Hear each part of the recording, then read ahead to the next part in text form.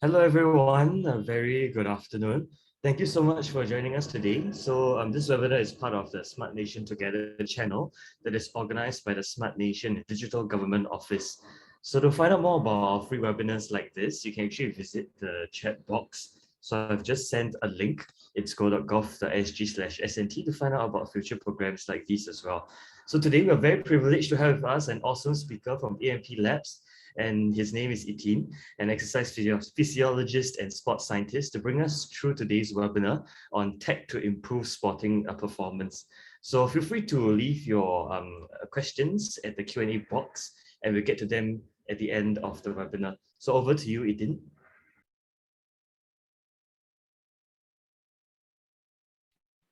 Hi, good afternoon, everyone. Thank you for having me on Smart Nation again. Thanks, Adria, for the introduction. I hope everyone has a good start to the week so far. Today, we will be talking on sports performance. This is an unusual topic to be delivering to the general public because usually most people, when they play sports, it's usually for leisure, right? And it's also for enjoyment.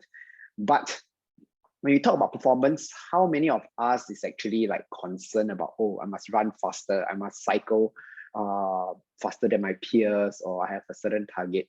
I'm not sure. Maybe you can share with me. You can type in the chat box or start putting in your questions under the Q&A columns. So today, right, I want to make this a light-hearted talk about sports performance. I'm not going to prepare all of you to join the next Olympics, but rather, right, the messaging is that we want to improve in our sporting performance. Maybe you want to do something even better. We want to try to understand what is the limit that we can perform in our sports. So some of us derive pleasure from them. Like for me, right, every weekend I'm trying to cycle more and more. So I'm up to 120 kilometers in under 4 hours, slightly under 4 hours.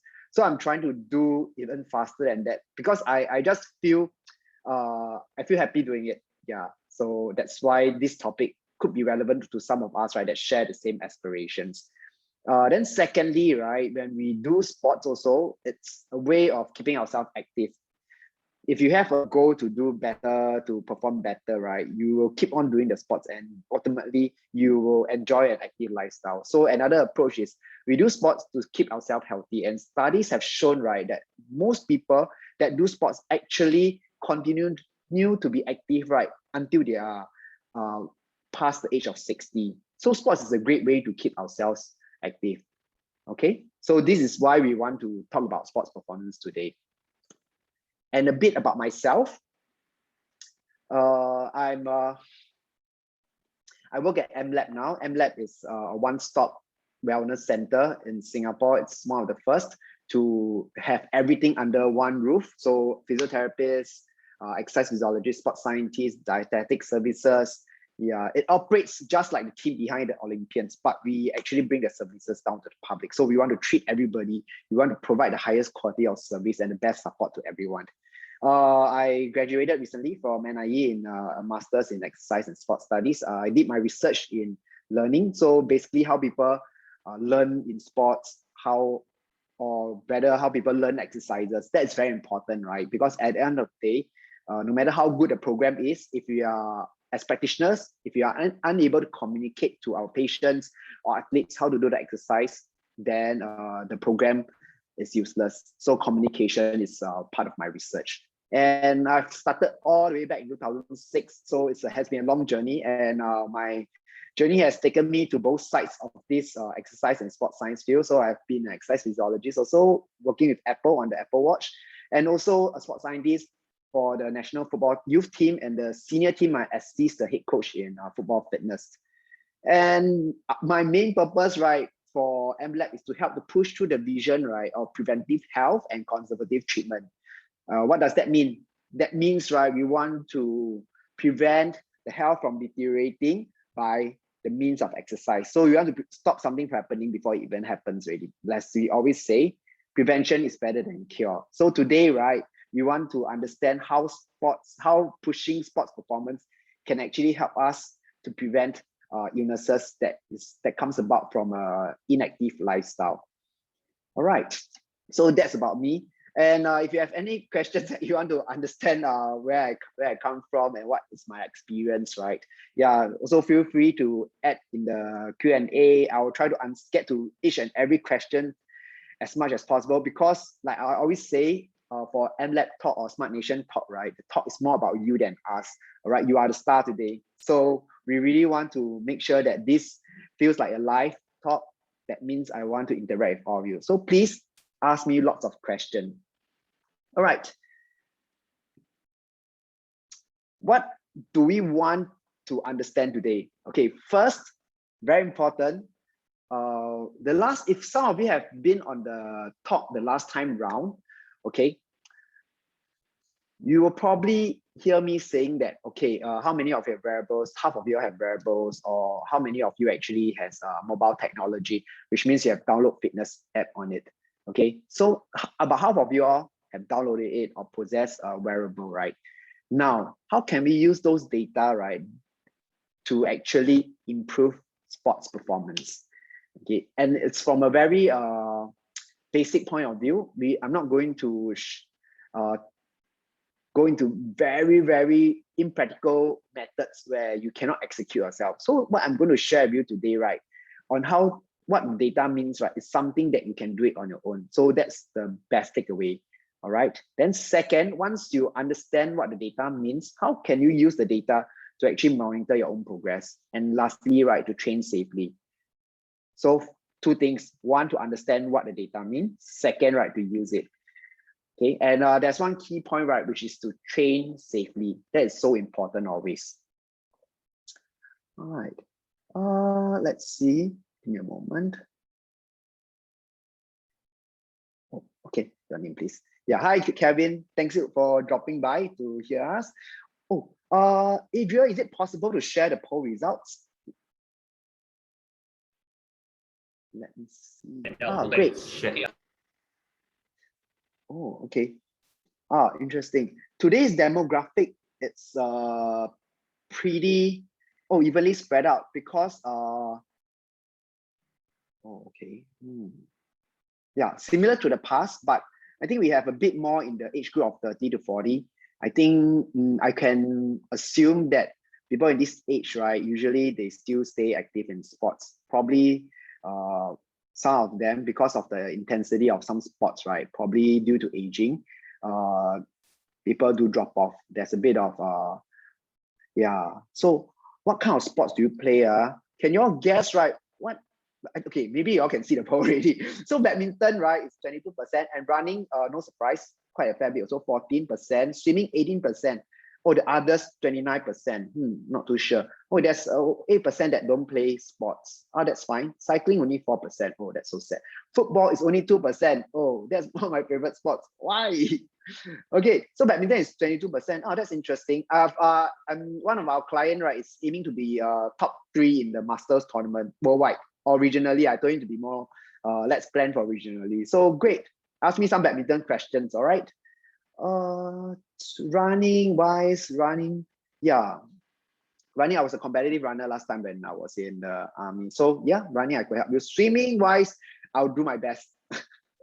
Okay, so right, today we want to use tech, right, to try to measure and help us to improve sport performance. But why mobile tech? You see, because first, right, it's portable. It's so easy to use. Okay, you can just download it. And some of the apps that I'm going to share with you, some of the wearables that I'm going to share with you, right, I'm not promoting them. These are some of the things that MLab uses with our client, and we do recommend some of our clients to get it, because there's really an outcome for it. So, which means they use it, right? They can derive good training outcomes from using those apps. So it makes sense to buy them. Yeah. So first, it's affordable. How much affordable? Later, I'll show you. Portable, you can bring everywhere. Like for example, when we want to measure the jump height of our player, we can just download the app in our phone, and it's as accurate as those in the laboratory. Whereas those in the laboratory, right, it weighs more than 15 kg, or some of it's very bulky. It's about 2.5 meters in height, and we have to fold it. So it's not portable at all. And ease of use, I would say if you are familiar with software, it's generally quite easy to use. Okay, I mean, it differs from people to people. It's just how familiar you are with technology. But if you have any questions about the usage, you can also just email me also. I can try my best to help you.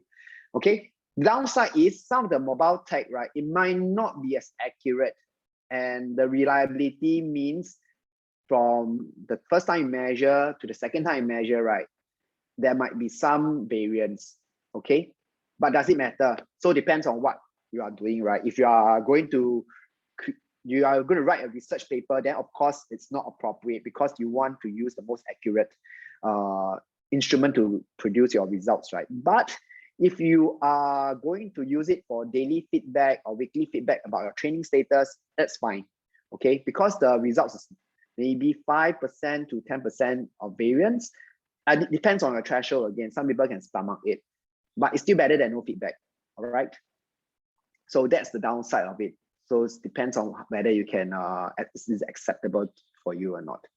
Okay, but it's still better to have some feedback than no feedback. Okay, how much affordable is it?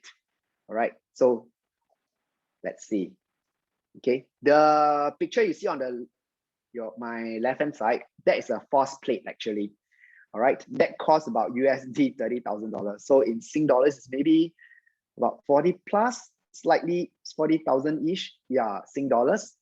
And the one on the right is actually a mobile app that MLab uses quite often. It's you can just download on your phone, and then it costs about less than 15 US dollars, which is about $17 Sing, or yeah, about there. And it's just as accurate. It's about that's the error, right, is insignificant. So this is the savings that we actually have, right, when we use mobile apps that are validated. The one on the right is called My Jump Tool. You can look on the App Store, and I'll show you later on how we can use it. Okay, and this one is created by a researcher in Portugal, and he has appeared in many research papers because I guess sports scientists really want to understand how accurate this app is. Okay, and it's proven that it's accurate enough to be used for tracking of training baseline. Okay, so that's why it's good enough, right, to use mobile technology, apps, wearables to actually track sporting performance, track training programs, track training baselines, right, to improve sporting performance for amateurs, for non-competitive people like us. Okay, and why we want to do it? So first, of course, we mentioned in the beginning of the talk, right, we want to raise sports performance, but it's also there are two very important factors. So once we can monitor, once we can measure objectively, right, we have a number, right, we can reduce the risk of injury because we won't overtrain. It's very simple. Second, okay, we will be able to understand where is our baseline. So where's our baseline, right? It's very important. Have you ever had this experience, right? Maybe you can say, you can type in the group. Those who have say, please raise your hand or say yes. Have you ever had this experience, right, where you don't know a baseline and your friends say, hey, use my program, come, we train together. I use this program, it's damn good. It's so good. I feel so tired after that, it's so intense. And then you just go along, and the next day you feel so burned out because you just follow somebody's baseline program. Has anyone experienced this before? You can please let me know. You can type in the chat.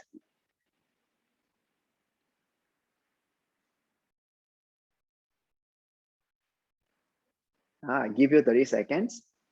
And then, right, once you are able to understand your baseline, so for example, how fast you run, what's your heart rate intensity during the 10K run, you are able to create some kind of consistency in your program already. Because, right, for example, if I'm going to run a 5K run at, say, 30 minutes, the next time I'm going to do the same thing again by tracking it 30 minutes.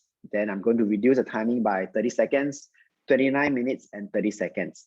So it's very important for us to use technology, right, to help us improve sports performance, as well as by reducing the risk of injury and by measuring baseline and progress for consistency. Okay, that is one of the most important thing that we can do. Because why we want to reduce the risk of injury for sports performance. I'm trying to set the background so that we can go into the app and then you'll understand why we want to measure so much. Chat is disabled, can only type here. Oh, sure. Yes, please type here then. Thanks, MP. Okay, if you look right, if you look at this chart, people, okay, you'll be able to see, right, the green represents athlete A. Okay, the red represents athlete B. So if you are able to track our progress, you are able to measure our baseline and use it as a starting block to plan our program. Okay, we can see athlete A, right? He doesn't overtrain. He goes up gradually and there's no incidences of injury. So if you can reduce injury, right, you can see over time, right, athlete A actually improves in the long run compared to athlete B, who just suddenly increase his load or increase his intensity and then he suffers an injury. Okay, so that's the most important thing of using mobile technology, to be able to measure a baseline, to form a good starting block to plan your program. And what is the essence of this? To improve body performance, the best way is not to get injured.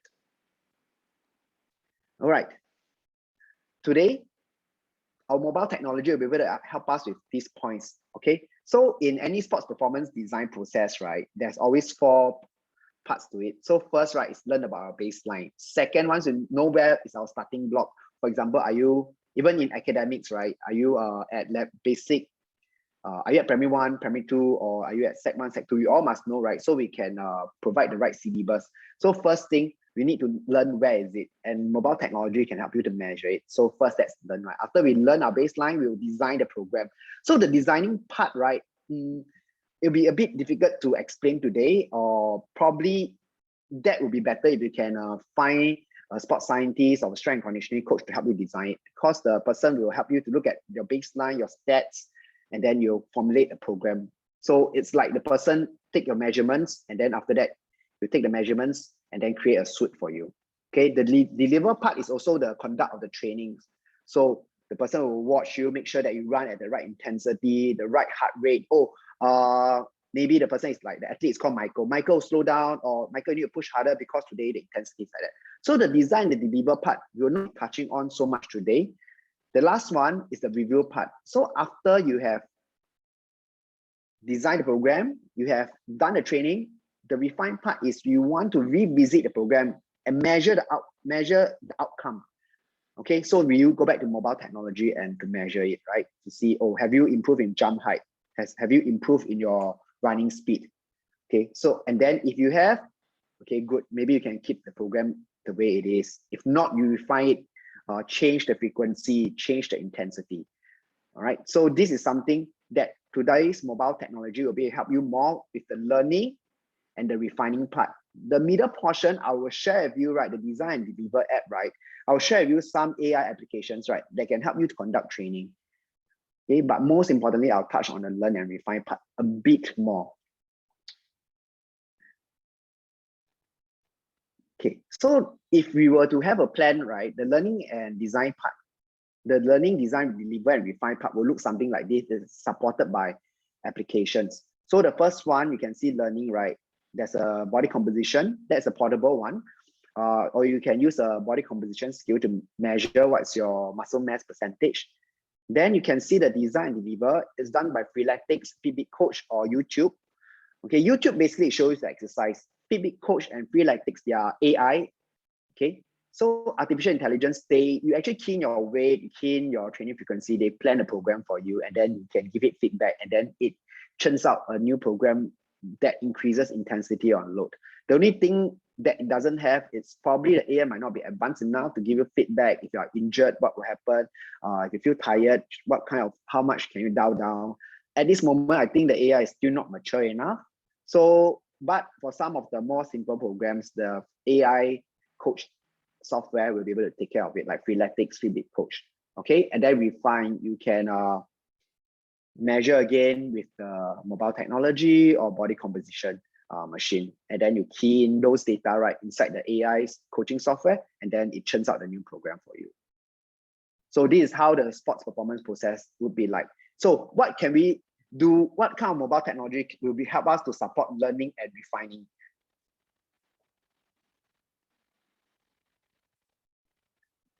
Okay, the first one, right, would be something that we might not think so much about, because generally, could I ask the audience, right, what do you usually train, right, when you want to improve sports performance, physical fitness wise, stamina, your agility? What do you usually train?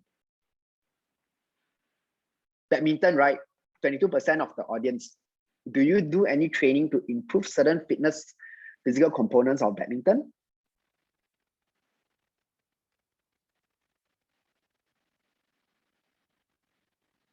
Muscles. Okay, great, Spencer. Fitness, endurance, Mike. Stamina. Ooh, yeah, that's usually a top answers for the talks that I've done in the past. Karen also says stamina. Desmond also stamina. Lean, fitness and endurance. Anyone else? Badminton. Okay, if we talk about badminton, right, what is one very important speedometer for cycling? Yes, that's right, pace.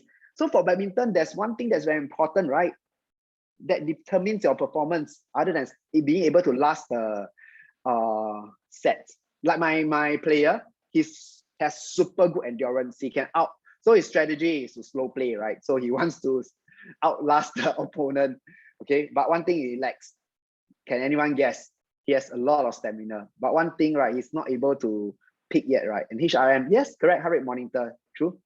Agility, yes. So agility is usually tied to, yes, correct, agility. So stamina is important, but stamina is usually the first thing that comes to a lot of people's mind. But one very important thing is a vertical jump height and agility. So do you all know, right, how high do you all jump? Because jump height is also directly related to agility. The higher you jump, usually the faster you can move. Okay, usually it's related. Of course, if you're not coordinated, then your agility will suffer. But if you can jump high, usually your agility will improve. So for those badminton players, for those people that are playing field sports, right, and even runners, if you have good vertical jump, usually your strike length will be further. Okay, I'm talking in a very general sense, because if you can push out every step you take, you can push further.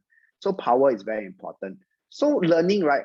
How far do you jump actually? Do you all know? When was the last time you all measure your jump height? Okay, if you all haven't, right, probably some of you all, if there's a running group within here, some of you all can think about this. I'm not promoting any products again. These are things that we usually use. You can get this My Jump tool, which is, yeah, how does such tracking motivate your client to perceive? Okay, Susan, give me a moment. I will come to your question. That's a very good question. So for My Jump tool, right, first of all, it's a very simple app to use. Basically, how we use it, right, I'm going to show you the video. Look, this is one of my volleyball player. So basically, he will jump. Okay, it's and then I will find the part where his foot take off. I will click take off. Then when his foot first touch the ground, I will click landing. Okay, that's all I need to do. That's it. And I input his weight. Okay, but I input his weight to find out velocity of jump. Usually 1.5 is good enough, but his velocity of jump is 1.69. So his jump height is 58.45 cm. On average, right, volleyball players for amateur is 40 cm only. But these boys have been with us for the last 2 years already. Okay, so vertical jump height is very important. If you know, right, what is your jump height, you can actually find out, oh, maybe it's not within the norms. Okay, I can help you I will show you what are the norms later on. Okay, let me answer Susan's question. Okay, Susan, tracking, right, motivates my client to perceive, to achieve their exercise goal because, right, it gives them feedback to understand if they have been progressing or not. Just imagine, usually for MLab, we believe in long-term planning. We don't say, like, you know, some group fitness classes, right? Today you come, you ask the instructor, oh, what are we doing? What are we doing today? They will tell you the program, right? What are we doing next week? You come next week, then I tell you. But for us, we plan 12 weeks ahead. So we know every session what we are doing. But it's such a long-term planning that you need to hit certain milestones, right, to make sure that what you're ever doing, right, is effective. So by tracking their progress, so maybe every 6 to 8 weeks, we measure again, and then we tell them, see, you have improved. Okay, that is provided the program is effective. And say, wow, actually all this hard work that I put in, all this effort that I have, all the time that I sacrifice, right, actually I've been improving. Okay, I'll persevere. I have trust in this program. Yeah. So rather than based on gut feel, right, if you have objective feedback, it does help them to increase their motivation. Okay, but of course, at the end of the day, internal motivation is just as important. This feedback is external motivation. So tracking is always important. You need to know whether you have improved. It's like you put money inside the bank, right? You want to see your money grow, right? You cannot just put it inside the piggy bank and then you don't see anything. Maybe some of you will just like keep on putting inside, but if you have a nice number, you see it growing, well, I want to save more, I want to invest more. Yeah, it's the same thing. You have numbers to keep you keep track of what you are doing, whether it's right or wrong, whether you need to refine it. Okay, so right, for this My Jump app, right, if there's a running group here or a badminton group, right, maybe one of you can just purchase it and then just take measurements of it. So how high do you need to jump actually? Okay, I would equate, right? Okay, tennis player, football players, usually they will jump about this. Adult players are generally and it's a mix of gender, also male and female, that studies actually show. So football player about 41 cm approximately, tennis player about 39 cm, and endurance runners, right, or endurance athletes, right, usually about these land pace are not swimmers, are 32 cm. You can see that, and it's just different type of sports lah. Football and tennis requires more power. Okay, so this is the requirement. So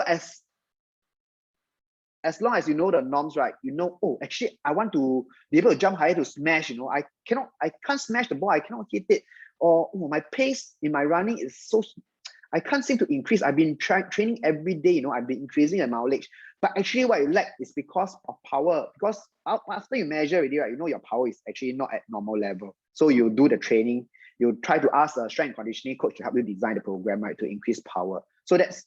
So no guesswork, right? You know what you're lacking is power. Like my badminton player, so he has a lot of stamina, right? Then we measure. I found out that it's vertical jump only 32 cm. So for the last 12 weeks, right, we have been trying to improve vertical jump. So we have increased about another 10% in the last 8 weeks. Yeah. Okay. Recommend some good smart watch models. Okay. Ying Feng, is it? Feng Meiyin. Sorry. The last name was at the back. Meiyin, right? How do you improve vertical height? I can generally say here, but the best is always to find a strength conditioning coach, right, to help you design it because it's more specific. Yeah, vertical jump height, usually you do power training such as plyometrics. So like box jump or just vertical jump. The key thing to note here, right, is not like as many jump as possible. Like in the session, I have to clock 1,000 jumps. So I will improve. Volume is not the key in improving vertical jump height. Quality it is. So you can jump like 10 times, but you must exert maximum effort for each jump that you do. Okay, and then you rest. And then when you do the next set, you must be fresh. Once you're tired, you don't do it anymore already. That's usually the training principles for power training. Yeah, because you're teaching the muscles, right, exert 100%. The best example is, can you study, right, when you're tired? Cannot, right? So you want to be fresh. So same thing. It's very different from endurance training. Power training, you need the muscles to be fresh. Okay, so that is how you usually will improve vertical height, by doing power jump and do it when you are fresh. So recommend some good smartwatch models, right? The smartwatch models, try to get accurate ones. I understand there's a budget constraint, right? But to me, right, so there are there are 3 factors. Some things are cheap, good, and fast, right? Usually you try to choose 2, right? So there's nothing that's cheap and good in the world. Okay, I think generally so good watches like Garmin, Apple Watch, Polar, I think those are pretty reliable and validated. Okay, but it's not that cheap. But I rather you get something that's accurate, right? You want to get a ruler that is strict, so it gives you the right measurements. You get something that is free or what, and it gives you wrong data. It do more harm than good. All right. So Garmin, Apple Watch, Polar, these are generally things that athletes to use. Apple Watch more for general population. That's because of the battery life. It doesn't last long enough for some of the endurance athletes, and it's not so robust. If you just hit it against the glass, right, it might crack. App to measure our muscle strength. Yes, there is. I will show you later. You can download it. Jump higher when, oh yeah, of course, the bouncing shoes, but some of it is like recently the track and field, right, they have carbon sole plate inside. So yeah, it's a bit of controversy. There's a bit of controversy going on around it. There's a limit to how many carbon sole plates you can actually put inside. There's a limit, but you can have it. Okay.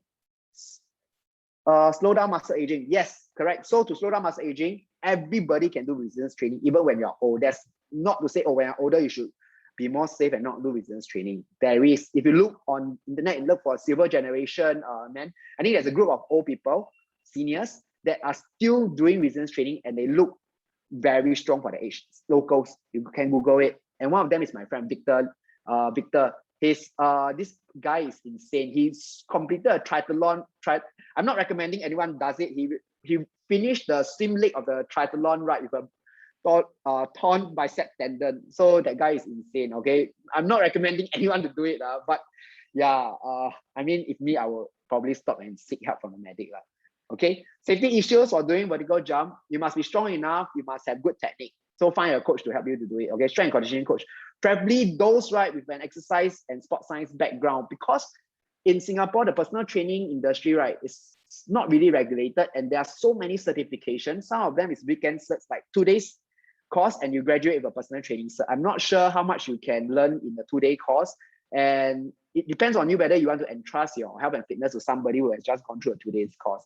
So yeah, try to get somebody who is academically sound and gone through now there's so many like people that we have a diploma in exercise and sport science and really have good experience. So find out a bit more about academic background and what they have done before to help supervise you. All right. Can jump in pools for people with knee issues? Yeah, you can. That's fine. You are non-load bearing. Great questions, people. Please keep the questions coming in. So that is for measuring of how high you jump, right? To understand your baseline. Okay, then you better know you need to improve or not. Second part, okay, it's pretty interesting. It's a question that some of you guys did ask in the last session. What is VO2 max? Okay, and you have heard a lot of these terms being thrown around in the endurance sports, especially. Okay, so VO2 max, right? I wouldn't call it VO2 max here. Why? Because VO2 max usually, right, it's the maximal. You are at the limit. Okay, the results that you get is taken when you're at limit. Most people can't really reach the limit because it's too difficult already. So I use VO2 peak instead. That means it's whatever that is measured, right, where after you just give up after the test. So you can do this. So what is VO2 peak, right? VO2 peak is the amount of oxygen, right, that your body can process, right, to help you do work. It's like your energy. So you basically extract oxygen from the air around you, right, and then you convert it to energy. So the more oxygen you can extract, the more work you can do. Okay, in a very simple nutshell, it's like how big your engine is. So for elite athletes, right, they have a bigger engine, they can extract more oxygen because they have a better cardiovascular system, the blood can carry more oxygen and so on and so forth, right? So, but it's a very good determinant of your fitness and your cardiovascular health. That means your heart health and your respiratory system. Okay, it's very general. So where can you do it? Okay, if you think that is something that's very important for you to understand where you are now, you can do it at CGH. It's $150 per test. But we are on mobile technology, right? Why is Etienne asking you to go to CGH to do it? Okay, this is the most accurate. But if you want to depend on mobile technology, right, we can actually use our watch. Okay, Apple Watch, Garmin, they have these built-in features. There is a bit of variance also, but there's about 2% of variance, and it's pretty good. Okay, the best is to use a chest strap. That's the most accurate. If you wear it on the wrist to measure your VO2 max, okay, it's less accurate than a chest strap, but it depends on what you have, right? So it really depends on what you have. What we are recommending today is really practical solutions. We are not trying to get you to the lab or trying to.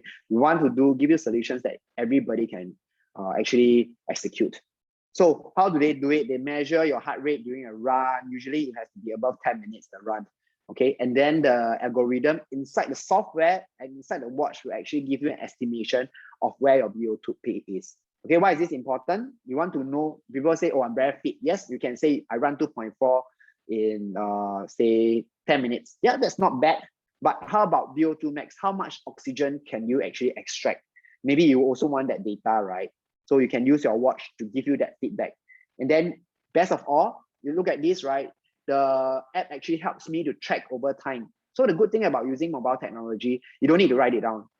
Every time you do a VO2 max test or VO2 peak test with your watch, right, you get it written down automatically. It saves you that brain power to remember, oh, I must write it down on today's date, time, and whatnot. Okay, then you can just see whether your training program, right, has actually improved. So how many of you, right, can actually run 2.4 under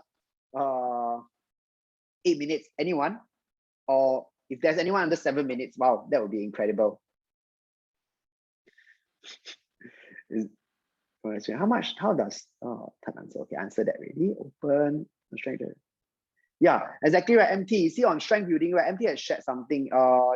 You can still, it's important to keep on doing strength, going dumbbells. But I can understand for some ladies, right, it's quite intimidating to go to the gym, right, and to go to the resistance training area, because sometimes the people there, right, they are just, I think they look quite aggressive, and we at MLab, we try to take our clients there, we try to accompany the lady clients there to get them started to build a bit of confidence. Yeah, so the essence is you can continue resistance training throughout your entire lifespan. Okay, don't stop. Okay, so for VO2 max, right, the amount of oxygen, right, that you can extract from the air to do work, if you look at this, right, according to your age group, today, most of us are above 50. So if you can look at the right-hand side of the table, you're able to see, right, for men, you should be having a VO2 max of 33.8 plus minus 9.1. Okay, then in the other age group, 60 to 69 is 29.4. As for the ladies, it's 24.2. And in the other age group, 60 to 69 years old, is 20.7. So then for the younger ones, right, you all can look on the graph at the side. Okay, what does the number mean? If you look at this, let me circle it for you. You see, I draw this line, right? Milliliters of oxygen per kg of our body weight every minute. So this is the units, right? Like for example, every minute my body will extract, say, 1 ml of oxygen for every kg of my body weight. Yeah, so that is what it means. Okay, so 1 ml is 2 liters. I'm just trying to give an absolute figure. Okay, for somebody who is at a normal level of VO2 max, right, in the age group of 50 to 59, every minute, right, for each kg of the body weight, the man can extract 33.8 milliliters, and the women, right, can extract 24.2 milliliters of oxygen.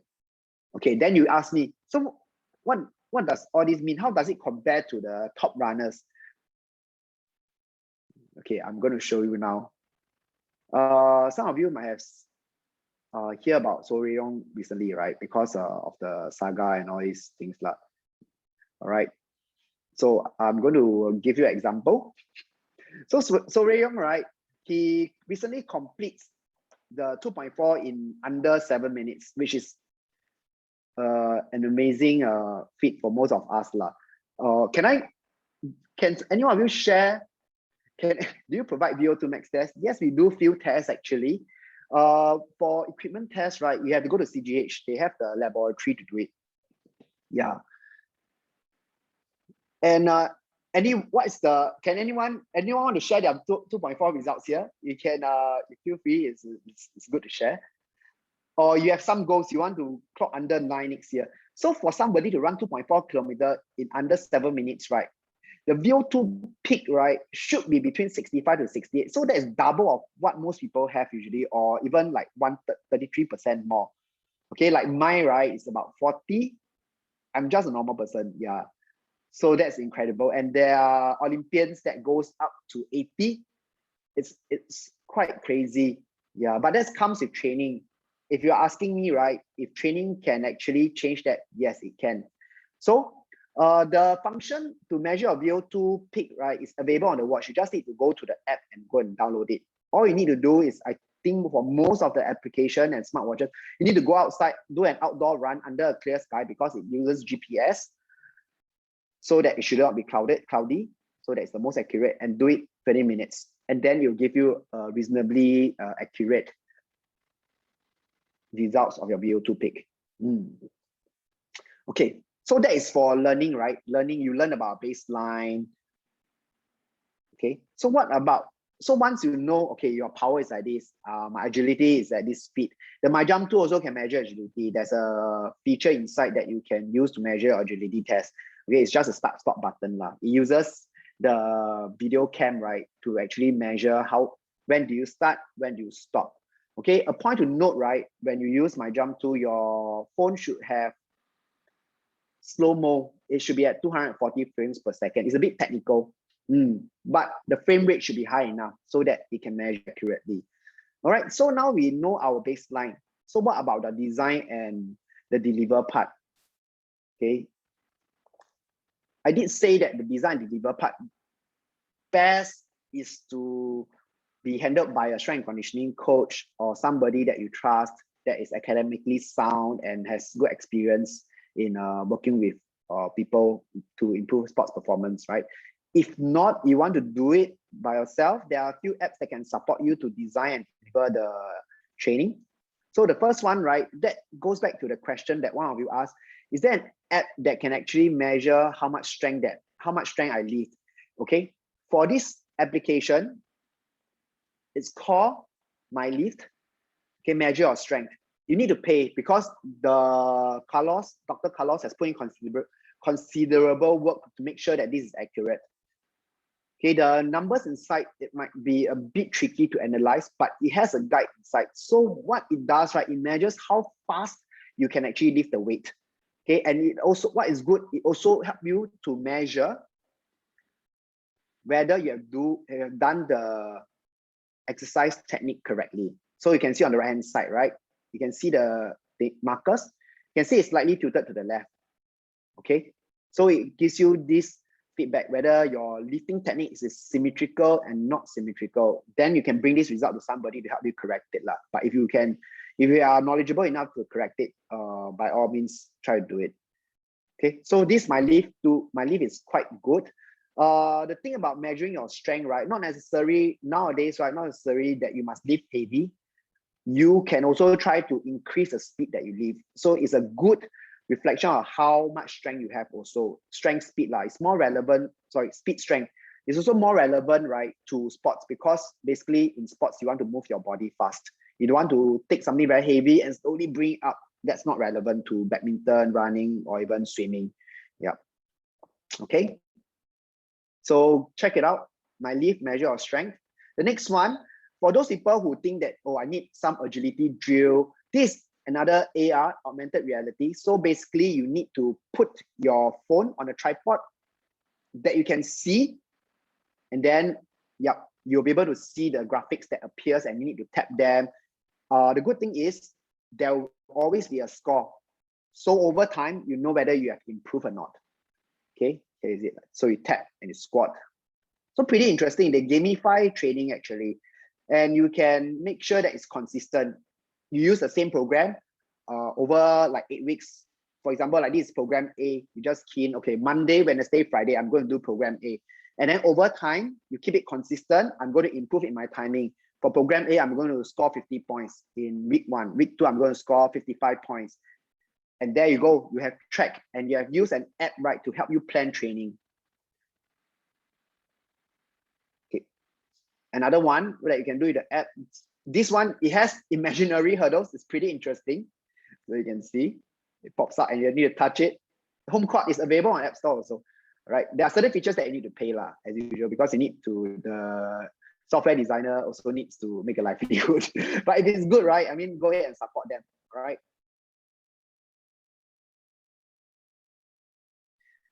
Okay, Lei Chu also, people have asthmatic condition, right? Yeah.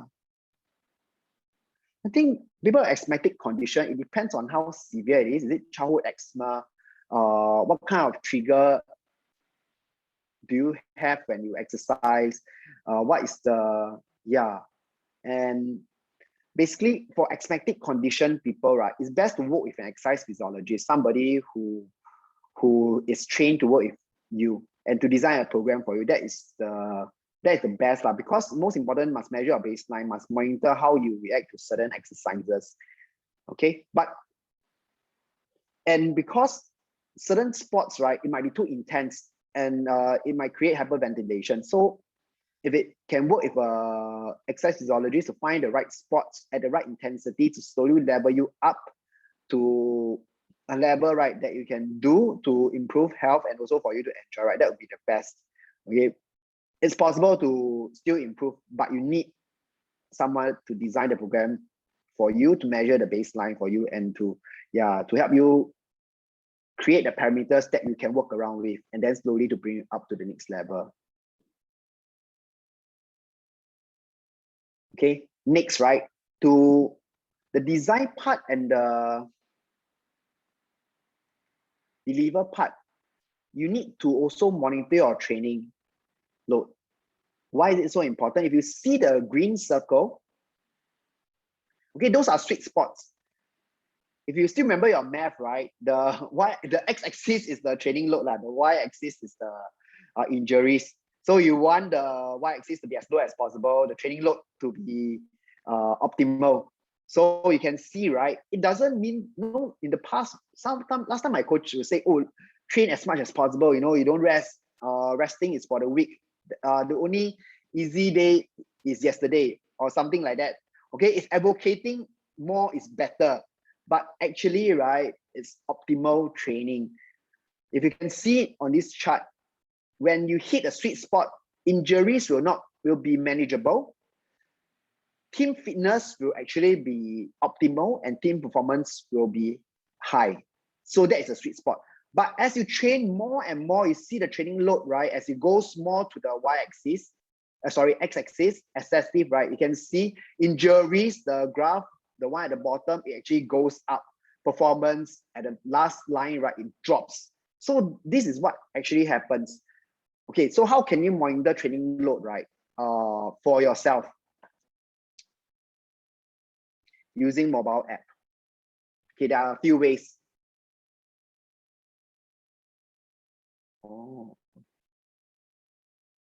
For people with knee pain, which sport should be avoided? When people with knee pain, which sport should be avoided? I think if, based on this question, any sport that is load bearing, right, it should be avoided, such as running, badminton, tennis, things that has a lot of impact until you get your knee pain resolved. Okay, usually people, you need to understand, is it some biomechanic deficiencies or muscular fitness deficiency, instability in the knee joints. Once you have it resolved, I'm sure some people with knee pains, they can go back to doing the sports they want. All right, so avoid load bearing sports first. Best is to seek out help from a physiotherapist, ask them, assess the need, and then they can give you a more definite answer. Yeah, always try to get tailored answer lah. Yeah. At fit, wow.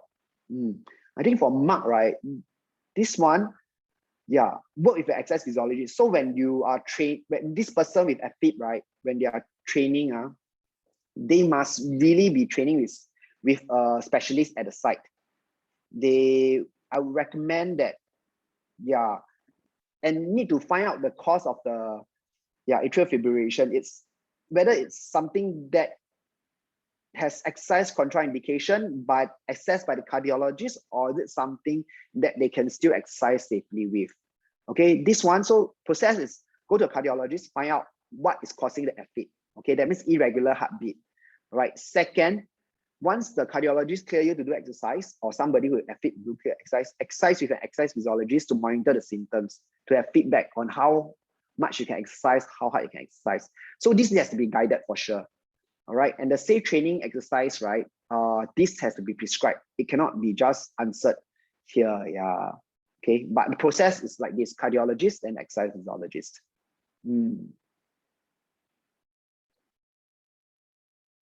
All right.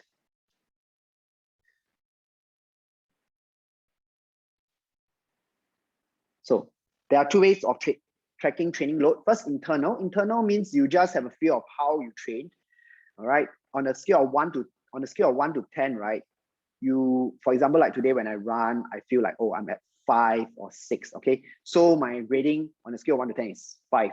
And then I will multiply by the minutes I've run. So for example, 30 minutes, right? So it's 30 times 5 is 150. Okay. So that's my training load for today. By right, I want to make sure that the training load is as regular as possible, not more than 10%. Okay, that's usually the rule of thumb to reduce the risk of injury. So that you can write it down. Okay, so it's a bit cumbersome, right? If not, you can use your smartwatch to actually give you this heart rate intensity. Okay, then you can assign numbers to them.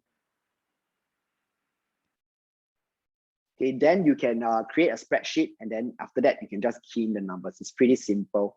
And what is the outcome? The outcome of monitor training load, right? You'll get something like, give me a moment, let me show you later on. So make sure that your training load is not more than 10% each week, okay? Because that will contribute to 40% of injuries that people suffer from overtraining. So rule of thumb, 10% means what? Like for example, this week I run total mileage, I run 10K, right? Next week, I shouldn't go above 11 km. But if I feel good, you can adjust between that, okay?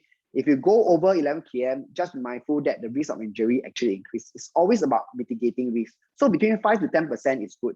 Basically, your injuries will be kept below less than 10%. Okay, so just remember this rule of thumb, 10%. Okay, one good way of managing it is a Google Sheet. Why we use a Google Sheet? So that we can share among our fellow athletes or our. So sometimes I can also see what my player is doing in real time. As you can see below in the last row, training load times training hours times RP, right? That is the training load that I actually ask them to write down to report. And I create a spreadsheet, I create a chart for them so I can visualize the data, which is easier. So it goes like this. So you want up and down, okay? So you want this thing to go up and down like this. You want days that you have a bit lower training load. Okay, you want days to be a bit higher like this. Okay, it's never always like at this one straight line. So that is bad, right? Okay, so use a Google Sheet to visualize the data that you collect from your heart rate monitors. That will be really useful. You can do it to monitor the training load.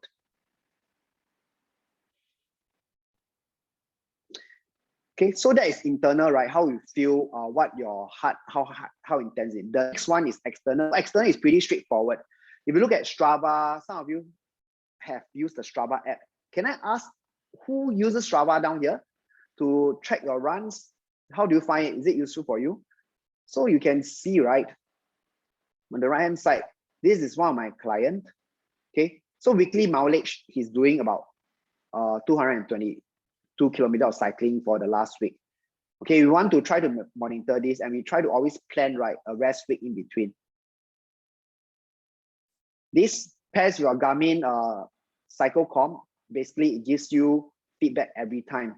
And you don't want this to suddenly like goes too high or goes too low. You want it to be a nice gradual slope like this. Okay, next one, you can also look at your Apple Health, or you have your Google Health. And if I can draw attention to this, right, 20 of 31 days, if this is 30 minutes each day, if you are able, so for this on a monthly basis, for example, this is in September, I'm exercising for 30 minutes for 20 of 31 days. Next month, I want to try to increase to 21 or 22. So you are actually tracking your frequency, which in turns is related to your load also. So we can use all these numbers, right, to help you understand whether you are suddenly exercising too much from 10 days of exercising 30 minutes a day in 1 month, then suddenly the next month I go to 20 days. You can also use a 10% rule. So next month, you want to exercise 22 days of the month for 30 minutes a day. Okay, try to keep to this very conservative increase in your exercise load also.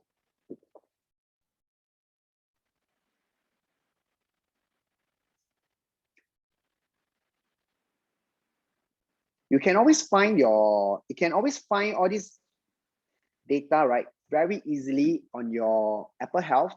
And it's always good, right? They can tell you on how many days you're actually doing this, on how many days you're actually doing this, so that you can have numbers to say, oh, okay, next week, next month, right, I'm going to keep to my same routine. Maybe I'm going to add 1 day here, add 1 day over here. And then I can make sure, right, that my training is consistent, it's the same as last month, but yet I increase a bit more so that I stress myself a bit more. Okay, so that is pretty good if you can use Strava and Apple Health to help you monitor your progress.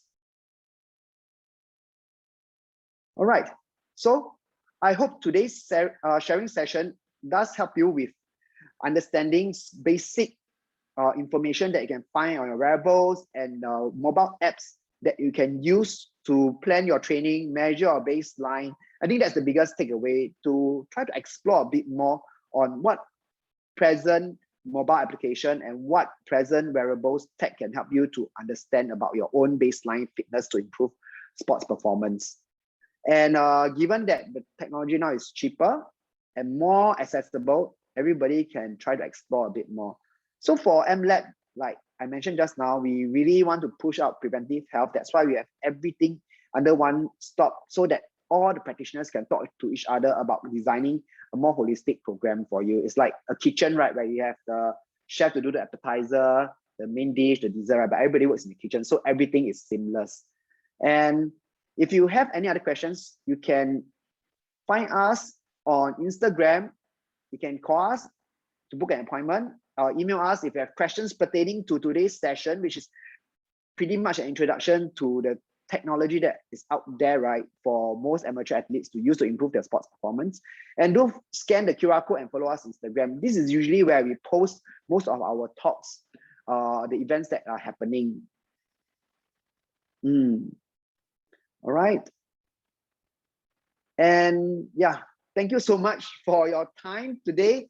I enjoy speaking to everyone, and thank you so much for your questions. I hope that you guys will continue to enjoy sports and keep an active lifestyle through sports. All right, see you for the next talk, and also do join our workshop for the other segments too.